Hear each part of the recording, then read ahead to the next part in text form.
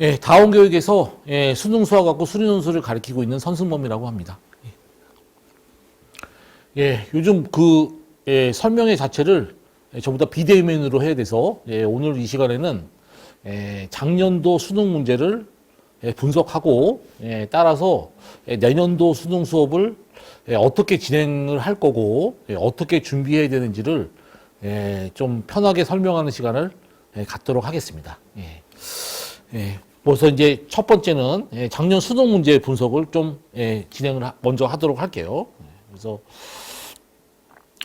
개인적으로 제 소개 다원에서 가르치고 있고요.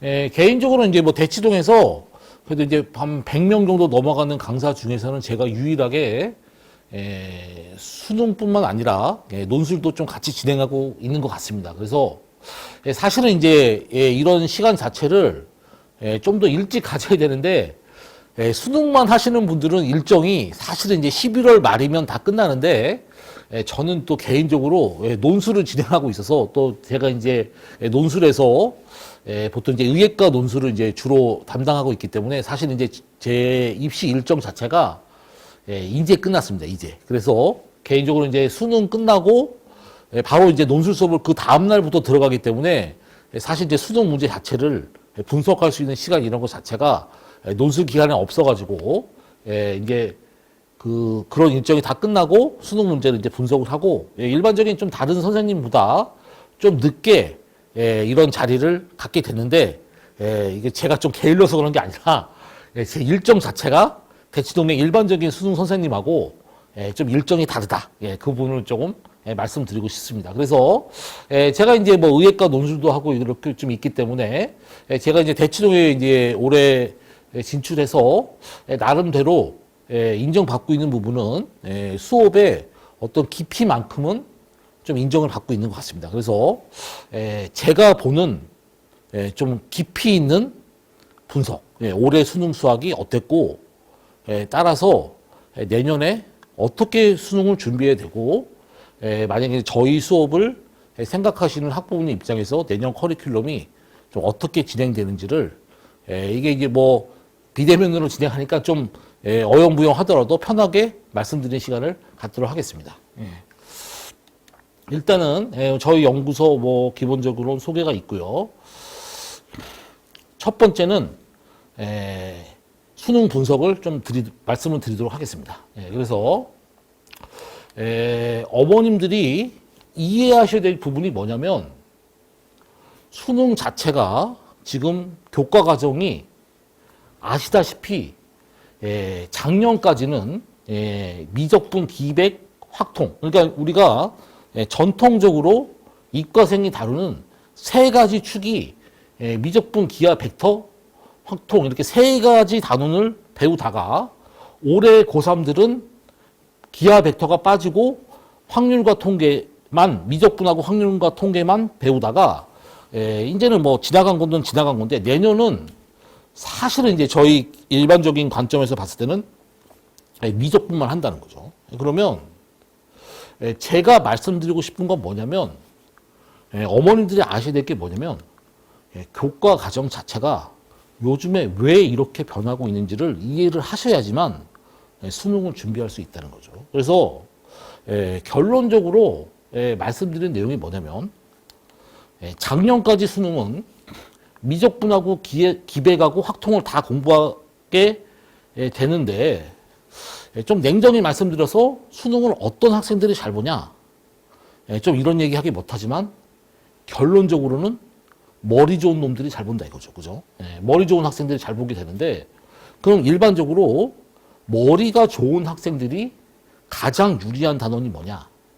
사실은 확통하고 기백이 머리 좋은 학생들이 압도적으로 유리한 단원이었다 이거죠. 그래서 여태까지는 아이들이 시험을 보게 되면 어떤 선생님한테 뭐 어떻게 뭐 배우든지 이런 걸 떠나가지고 결국은 이제 수능 날 머리 좋은 애들이 시험을 잘 보게 되고 뭐 이런 과정이 반복돼서 올해도 기백이 빠졌지만 올해는 그냥 작년보다는 조금 덜하다 이거죠.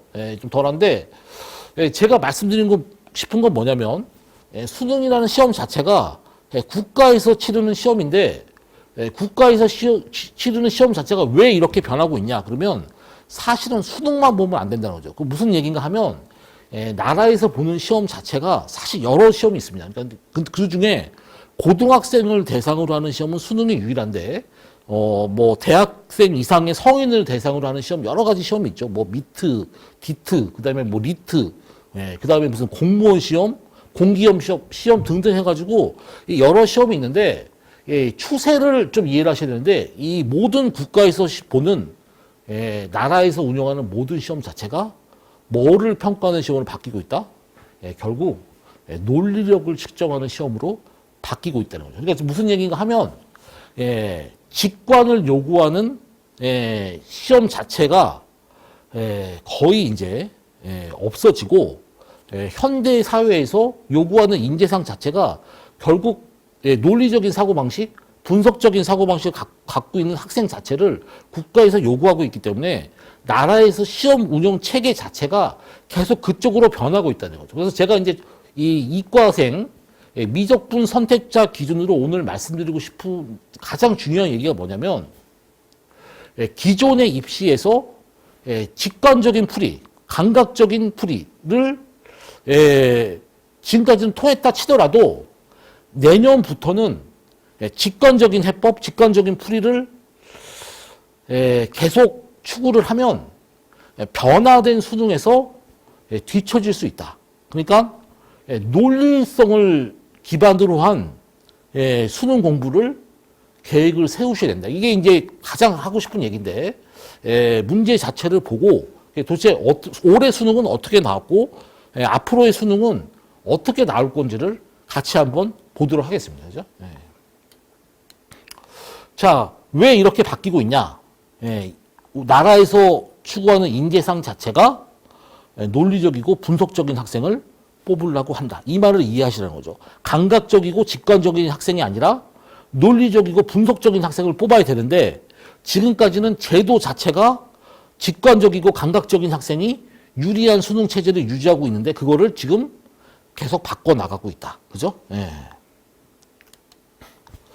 그래서 이제 유명한 수학자 오일러라는 분이 하신 얘기인데 보통 이제 아이들이 감각적으로 판단해서 이때는 뭐 이게 답이야 이렇게 푸는 것 자체는 수능에서는 위험한 발상이다. 이게 이제 뒤에 가서 같이 얘기를 할 텐데 내신하고 수능이랑 궁극적으로 다른 점을 잘 이해를 하셔야 되고요.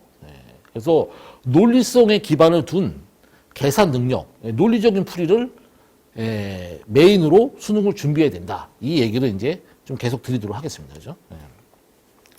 자, 첫 번째, 올해 이제 수능 정답률, 오답률에 관한 정보가 좀 나와 있는데 여기 보면 실질 정답률이라고 되어 있는 거는 객관식 같은 경우는 오지선다하기 때문에 사실은 냉정하게 말해서 20% 정도는 누구나 다 찍어서 봤기 때문에 객관식 같은 경우에 20%를 제외한 정답률을 저희가 실질 정답률로 지금 체크를 해서 보통 이제 인터넷 사이트에 나와 있는 거는 객관식 정답률 자체를 20%를 더해서 오답률이 처리가 되면 실제하고 조금 다르다. 그래서 지금 제가 말씀드리고 있는 거는 21번, 20번 같은 경우는 보면은 14.6%, 뭐 16.2% 이렇게 나와 있는데 일반적인 인터넷 사이트에서 여기다 20%를 더해서 뭐 34% 이렇게 돼 있는데 사실은 20%는 좀 과장돼서 얘기하면 초등학생이 시험 보더라도 20%를 맞는다. 오지선다이기 때문에. 그래서 실질적인 정답률이 이제 이렇게 바뀐다를 기반으로 해서 어머님들이 좀 보셔야 될 게 뭐냐면은 오답률 베스트 5 중에 올해만 보더라도 미적분 세 문제가 오답률 랭킹 5 안에 들어간다. 그래서 전통적으로 그 이전까지 수능에서는 30번, 29번, 21번 난문 번호가 딱 정해 있고 그 전까지는 어떻게 됐냐면 30번하고 21번이 미적분이 나왔는데 그 미적분 문제가 너무 어려운 문제가 나와서 사실은 완전 극상위권 애들을 제외하고는 미적분 자체가 그냥 두 문제 버려도 1등급이 나오고 뭐 이런 시험이었는데 이제는 미적분 자체가 올해부터 이전까지 수능보다는 훨씬 강조된 범위로 출제가 되었다는 거를 기반으로 좀 하셔서 내년에 이제 이게 지나간 거니까 이제는 확통은 이제 없어지고요. 29번이 이제 없어질 테고 결국 체제가 다 바뀌게 되는데 이제 내년 수능에서는 이 한 문제조차도 이제 미적분이 차지하게 될 수가 있다를 기반으로 해서 그 미적분은 이제 어떻게 준비해야 되냐 이거죠, 그죠? 자, 올해 오답률 랭킹을 좀 보면 이런 결과를 보고 있고 그래서 이제 좀 디테일하게 보면 결국은 감각적인 학생이 유리한 부분 수학에서 그 부분이 사실은 도형 문제다. 도형을 해결하는 능력은 논리적이라기보다는 감각적인 부분이 많이 좌우가 돼서 수능 보게 되면 여태까지는 그냥 사실은 좀 결국은 이제 머리 좋은 애들이 점수를 잘 받아가 왔었는데 이게 지금 문제를 보시면 이 문제는 2020년 6평이고요. 그죠? 이게 이제 핵심이 뭐냐면 올해 9월인데 이게 전부 다 28번이에요. 28번. 28번이 전통적으로 전부 다 도형이 나왔었죠. 도형이 나와서 정답률 자체가 이제 보통 한 20, 30% 정도 정답률 자체를 한번 볼까요? 정답률 자체가 28번 정답률이 최근 6평, 9평, 작년 6평을 보면 11%에서 28%까지 이 정도까지. 그러면 이제 정답률이 꽤 낮은 난문에 해당되는 문제 자체가 도형 문제가 나왔었는데 도형은 뭐가 좌우된다? 감각적인 학생이 유리하다. 그러니까 좀 머리 좋은 학생들이 유리하고 사실은 논리성하고는 아무 상관이 없는 문제들이 출제가 됐었는데 올해 수능을 보면은 도형 문제 자체가 28번에서 24번으로 바뀌어서 정답률이 60% 이렇게 돼요. 그러니까 도형 문제 자체가 난이도가 많이 떨어졌다. 그러니까 다시 한번 얘기를 하면 작년까지 기하 벡터가 결국은 도형을 다루는 단원이었는데 기하 벡터가 없어졌다가 중요한 게 아니라 수능에서 그 단원이 왜 없어졌는지를 아셔야 되는 거죠. 왜 없어졌다고요? 이제는 수능이 뭐를 평가한다? 직관력을 평가하는 시험이 아니라 논리력을 평가하는 시험으로 변하고 있다. 그런 과정에서 기하 벡터 자체가 없어지고 그러면 미적분에는 도형이 없느냐? 미적분에도 어느 정도 도형의 요소가 남아있는데 그 남아있는 도형의 요소 자체도 난이도가 확 떨어지고 그럼 이 도형의 고난도 문항 자체가 없어지는 게 어떤 문제가 그런 문제들을 대체하고 있느냐? 정통 미적분 문제가 고난도 문항을 대체하고 있다. 이거를 여러분들이 어머님들께서 이 부분을 이해하셔야 된다는 거죠.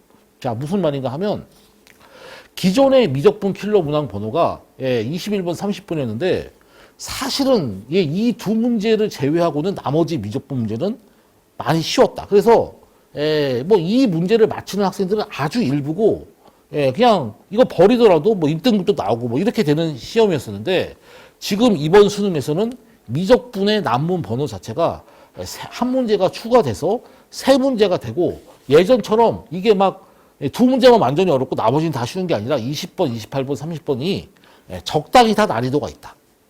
그렇기 때문에 수능에서 근데 내년은 뒤에 가 설명할 텐데 아마 이 미적분의 난문에 해당되는 문항 자체가 최소한 한 문제 정도는 더 늘어날 것이다. 무슨 말인지 이해할 수 있겠죠. 그러면 미적분 난문 문제를 해결하기 위해서는 어떤 능력을 길러야 되냐?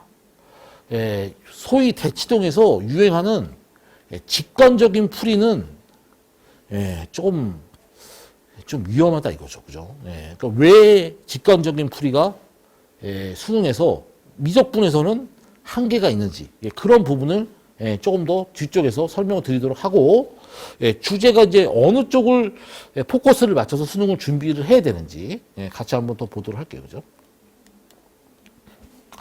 그래서 이제 수능이 어떤 시험인지를 아셔야 되는데 올해 수능에서 가장 이제 이슈가 되는 문제가 사실 20번이에요. 20번. 그래서 보통 이제 고3 학생들, 보통 이제 희문 학생들 이런 학생들 데리고 수능 끝나고 얘기를 해보면 대부분 다 이제 일반적인 고3 애들은 20번을 못 풀었다고 하고 이게 이제 올해 100점이 아마 있는데 사실 저희 학생 중에서도 고3 100점 중에 한 명은 100점인데 20번이 뭐니까 객관식이니까 사실 이제 찍어서 맞았다는 거죠. 그죠?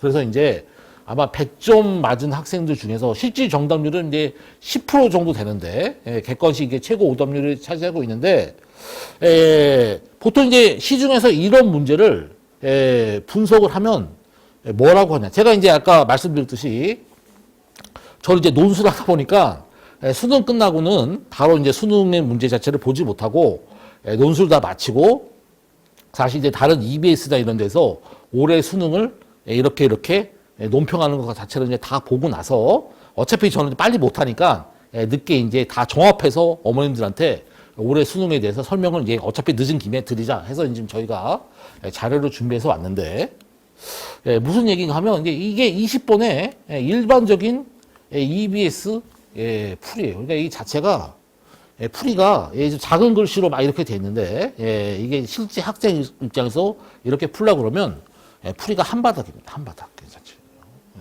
그러면 그러니까 실제 시험장에서는 마치기가 이제 사실 거의 약간 이제 일반적인 학생 입장에서는 거의 불가능하다 이렇게 될 수가 있는데 제가 무슨 얘기를 하고 싶은 거냐면 왜 이런 풀이가 나오냐 이 문제의 출제 의도 파악을 잘못했다 그죠?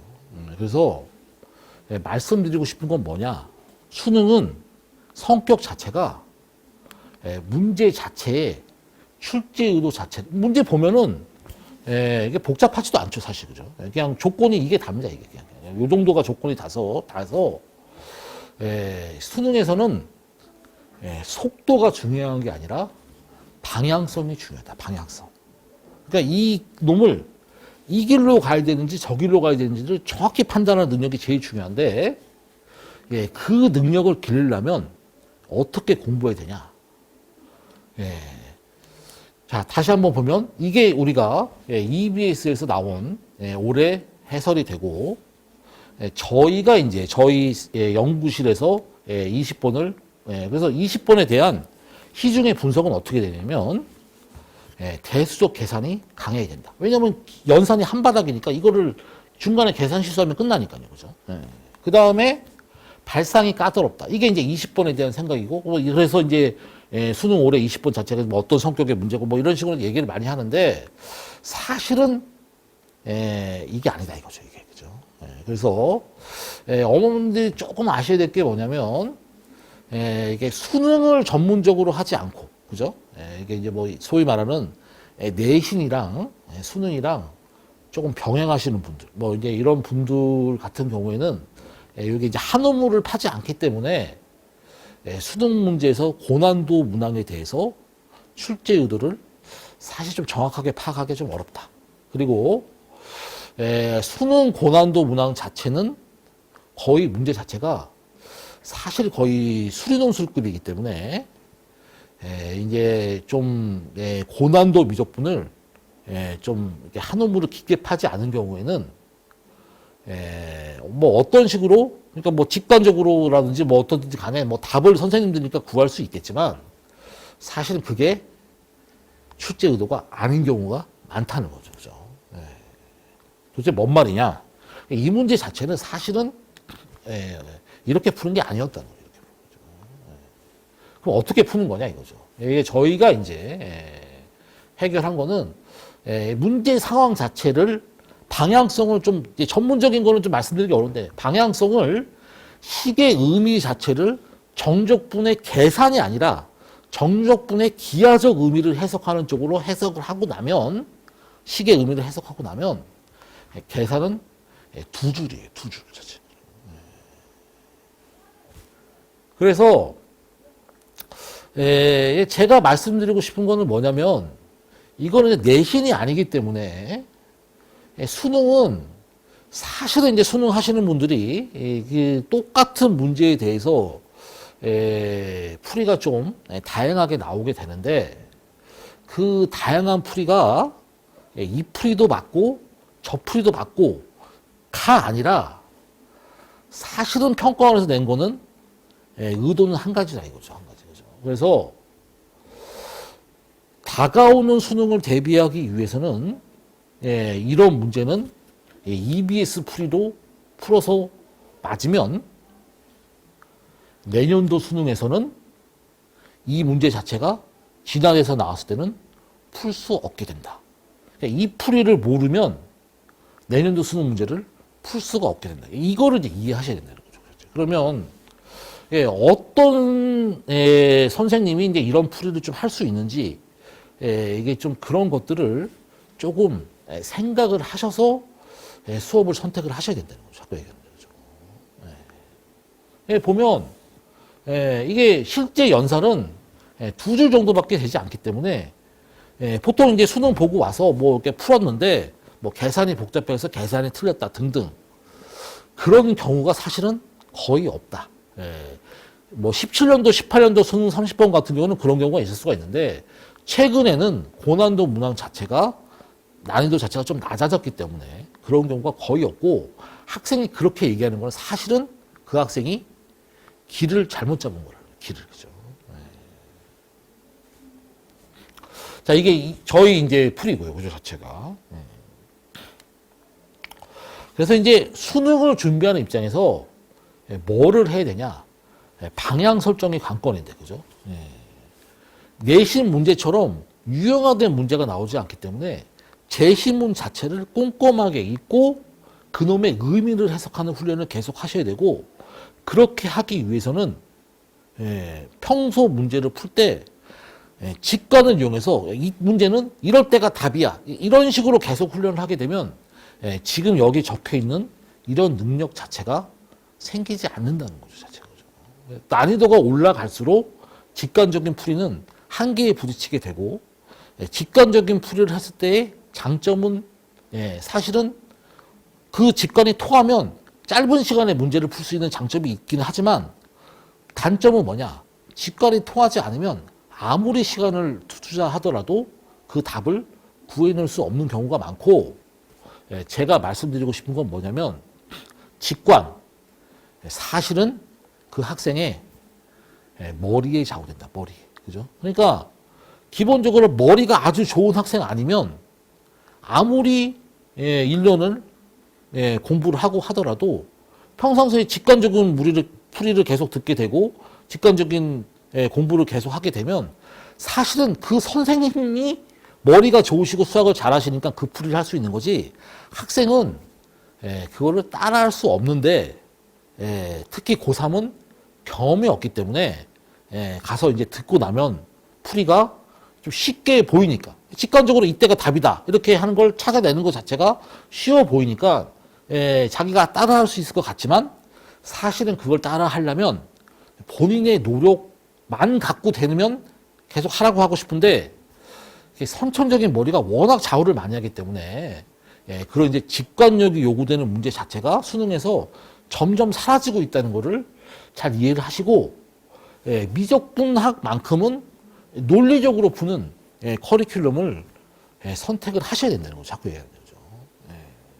그래서 방향 설정이 딱 맞으면 아까 풀이 보여줬지만 계산 과정이 2-3줄 정도 많아야 5줄 정도에서 끝나는 게 수능이다. 수능의 시험 성격이 그런 건데 보통 이제 내신 선생님들 이런 경우에는 출제의도 파악에 좀 한계가 있기 때문에 이런 풀이를 하기가 사실은 좀 어렵다. 그죠? 자, 그래서 그러면 뭐를 또 아셔야 되냐? 저희가 잘나서 이제 이런 풀이를 할 수 있는 게 아니라 저희가 뭐 잘나서 남들보다 더 잘나서 이런 풀이를 할 수 있는 게 아니라 저희는 수능만 계속 연구하고 수능하고 논술만 이제 계속 한 논문을 계속 파왔기 때문에 사실은 이제 뭐를 이해하셔야 되냐면 이번 수능 보기 전에 2달 전에 시행한, 석 달 전에 시행한 9평 20번이 있는데, 그죠? 9평 20번 자체가 어떤 풀이, 그러니까 9평 20번만 하도 풀이가 여러 가지 풀이가 있는데 그 중에 이 풀이도 맞고 저 풀이도 맞고 이런 식으로 공부를 하면 수능 때 가서 해결을 못하고 지금 나와 있는 것처럼 9평 자체를 정적분의 기하적 의미 관점에서 해석을 한 거를 문제 자체 이렇게 풀고 사실은 이제 이 주제 자체가 수능에 나올 걸로 저희가 예측을 하고 있었고 공교롭게도 9평도 20번 무슨 말인지 알겠죠? 수능도 20번에 똑같은 주제가 옷만 바꿔 있고 딱 나왔는데 학생들 입장에서는 9평 20번에 대한 논리적 분석이 제대로 되지 않고 그러니까 평가 문제에 대한 논리적 분석은 되지 않고 그냥 문제를 양치기만 해서 들어가는 학생들은 수능에서 20번을 올바른 방향 설정을 하기가 힘들었다는 거죠. 그래서 이제 수능을 준비하는 입장에서 이게 거의 이제 같은 개념으로 문제를 풀게 되는, 보면은 계산이 별로 없다는 거죠. 자체가 문제를 해결하는 데 있어가지고. 이렇게 돼서, 9평 20번을 정확히 분석을 하고 들어갔을 때, 수능에서 20번이 같은 아이디어가 제출이 됐는데, 학생들은, 문제만 풀고, 양치기만 하고, 평상시에 문제를 풀 때 직관적으로 딱딱 뭐 이때가 답이다 그래서 풀고 이렇게 논리적인 분석력이 없기 때문에 수능장에서 사실 20번 거의 못 풀었는데, 그죠? 그러면 이제 저희 같은 경우는 사실은 이제 이거를 어떻게 이런 풀이를 할 수 있느냐. 그게 또 저희가 잘나서 그런 게 아니라 제가 서두에 말씀드렸듯이 저희가 이제 논술을 좀 하고 있기 때문에 사실 이게 맨 처음에 우리나라 입시에서 언제 나냐면 2016년도, 그죠? 16년도 이난대 논술 문항에서 이게 이 아이디어가 맨 처음 나와서 저희가 이제 논술을 하다 보니까 이게 논술 문제 자체가 일반적인 평가원 문제보다는 난이도가 좀 높기 때문에 무슨 말 이해되시죠? 그런 문제들을 저희가 계속 꾸준히 공부하고 연구를 해와서 그런 문제들이 한 3, 4년 지나고 4, 5년 지나면 평가원에서 이제 다시 나오는 경우가 워낙 많기 때문에, 그죠? 그래서 이게 맨 처음에 이제 인하대에서 이렇게 나오고 나서 사실은 올해 사관학교에서 이 문제를 카피해서 이제 사관학교 21번에 이 문제가 나와서 저희가 커리큘럼 상에서 저희 이제 12 모의고사 또는 파이널 이럴 때 이 문제를 연습을 많이 시켰고, 이게 이제 올해 사관학교 문제를 보면 이 함수의 그래프 자체가 이렇게 쭉 나와 있는데, 이 모양이 이렇게 된다는 것이 나와 있는데, 이게 20번으로 돌아가서 말씀을 드리면, 제가 이제 무슨 얘기를 하려고 하는 거냐면요. 다시 한번 수능 20번으로 백 하면, 이 그림을 잘 보세요. 이 그림이, 그죠? 이 그림이, 사실 이 그림이에요. 그래서 뭔 얘기를 하려고 하냐, 뭔 얘기를. 그러면 왜 EBS는 이 문제에 대한 풀이가 이 풀이밖에 안 나오느냐? 차이가 뭐죠? 차이가 이 문제에는 그래프가 없죠, 그래프죠. 그래서 사실은 돌아가서 보면 여기에 나와 있는 이 함수에 그래프를 그려서 의미를 해석하는 문제였었는데 그래프를 학생들이 그리지를 않았습니다. 그래서 이거를 그리고 나면 이 문제가 어떤 문제인지를 파악을 하면 두 줄로 끝나는 문제였는데, 그러니까 이 문제 자체 아이디어가 사실은 언제 나왔냐? 맨 처음에 우리나라 입시에서는 2016년도에서 인하대학교에서 맨 처음 나오고, 그 다음에 이제 올해 사관학교에서 이제 리바이벌 돼서 나오고 했었는데, 이게 제가 말씀드리고 싶은 건 뭐냐면 미적분, 특히 정통 미적분은 감각적인 부분으로 해결되는 데는 한계가 있고, 정통적으로 논리적으로 정확한 풀이를 공부를 하시는 훈련을 하셔야 되고, 미적분에서 아주 우수 문항 또는 고난도 문항 자체가 사실은 누가 낸 문제가 좋은 문제냐? 당연히 두말 할 거 없이 대학교 교수님이 출제하신 문제가 제일 좋은 문제인데, 그 좋은 문제의 소스 자체가 전부 다 어디 있냐? 일반적으로 논술 쪽에 있다는 거죠. 논술 쪽에. 그래서 저희는 시중에 있는, 여러분 이제 뭐 대부분 다 아시겠지만 시중에서 학원가에서 널리 퍼지고 있는 문제들은 사실은 이제 뭐 좀 대학생들이 이제 문제를 좀 이제 내는 경우가 요즘 많이 있는데, 그죠? 그런 문제 자체도 뭐 어느 정도 도움을 받을 수 있지만 기본적으로 대학교 교수님이 출제한 논술 문제 자체까지 분석을 해서 미적분을 깊이 있게 고난도로 가르칠 수 있는 거의 유일한 커리큘럼이 저희가 아닐까 개인적으로 생각하고 있고, 저희 이제 학생들이 이제 사실 시험 보고 와서 뭐 20번 같은 문제를 이제 시험 보고 와서 하는 얘기 자체가 수업 시간에 강조한 것 자체가 뭐 그냥 거의 그대로 출제됐다. 이런 얘기 좀 사실 많이 듣고 있는데, 그죠? 그러니까, 저희는 이제 사실은 뭐 이 문제 자체를 제가 2016년부터 알고 있었기 때문에 매년 이 문제를 훈련시켜 왔고, 이게 이제 언젠가는 나올지 알았는데, 이제 수능에서 이제 올해 나오고, 이렇게 되는 건데, 구조 자체. 그죠?